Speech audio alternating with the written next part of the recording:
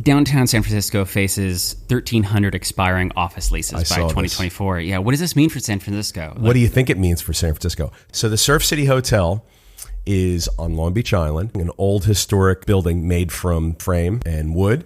And since its inception, it was insulated in the attic with newspaper. Really? Yeah, and I know this because I was a volunteer firefighter for the Surf City Fire Department when I was a kid. Yeah. And we always used to talk about, well, when the Surf City Hotel goes, it's going to go in 4 seconds, right? Because it's old dry wood and newspaper. Wow. Right. So when you ask me what I think that's going to mean for San Francisco is the Surf City Hotel waiting for someone to light a match. Yeah. That's what it sounds like to me. 1,300 expire.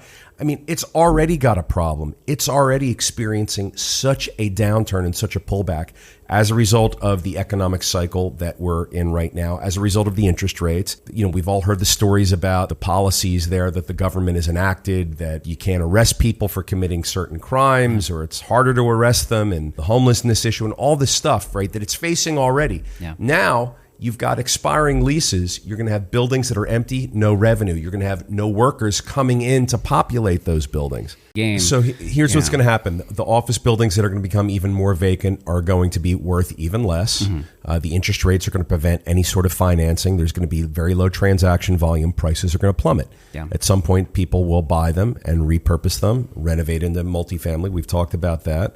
Or they'll convert from a Class B office product to a Class A. I mean, they'll put money into these things. I mean, the foundations are good. The steel is good. The glass is good. Maybe it just needs new carpet and paint and some amenities and free Wi-Fi and a gym and a whatever. Like, they'll figure all that out, what the market wants out there, and they'll put it in. But it'll cost money to do it.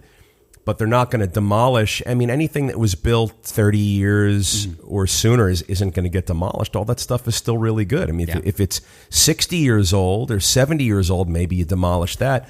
It's all a matter of price. Did you buy it cheaply enough to then demolish it and build up again? Right. But you have to have a city that's going to be favorable to you as a developer. If you're the hypothetical buyer of that future cheap office building that gets demolished, you have to have a city that's willing to work with you. I mean, hey, at that point, I bet you San Francisco will be open arms for business people and developers. Or maybe the city will take it back and find a way for taxpayers to fund affordable housing with this stuff. But there's going to be a lot of vacant buildings. There's going to be a lot of economic hardship and problems as a result of these buildings. The rateable base in San Francisco is going to plummet. They're going to have less money coming in to pay for the services that everyone needs: police, fire, roads, schools. Administration. It's going to be a problem. That's a big number, 1,300. Yeah. It's a big number and an already bleeding wound.